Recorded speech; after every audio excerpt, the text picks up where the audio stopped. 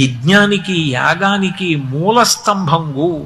గోవు లేకపోతే, నెయ్యి లేకపోతే, పాలు లేకపోతే, గోవు తొక్కిన మట్టి లేకపోతే యజ్ఞం ఎలా చేస్తారు? యజ్ఞం చేయకపోతే దేవతలకు హవిస్సు ఎలా? దేవతలకు హవిస్సు వెళ్ళకపోతే వర్షం ఎందుకు పడుతుంది? వర్షం పడకపోతే భూమి మీద పంట ఎలా పండుతుంది? దీనికి అంతటికీ కారణమైనది గోవు.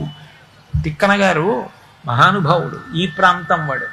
ఆయన మహాభారతాన్ని ఆంధ్రీకరించాడు.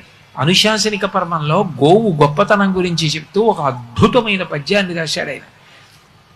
పరమ పవిత్రముల్ యజనభాజనముల్ తము విన్న చూచినం దురిత చేయంబులెల్ల తొలగంత్రోయగ చాలు ప్రధానకర్త కొత్తరగతి లాభవైభవము తంగిటి జున్నుక చేయు గోవులు ఎవ్వరతగ వానికొల్తుర నివారణ చొత్తురు వారునాకమున్నన్నాడు.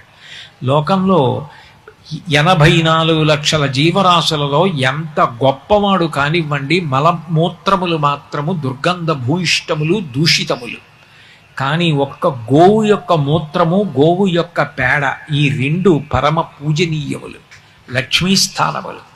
ఒక వ్యక్తి తన సొంత ఇంట్లో ఒక గదిలోంచి ఒక గదిలోకి ఎలా పెడతాడో, గోసేవ చేసిన వాడు అంత తేలికగా ఇక్కడి నుంచి స్వర్గలోకానికి వెళ్ళిపోతాడు.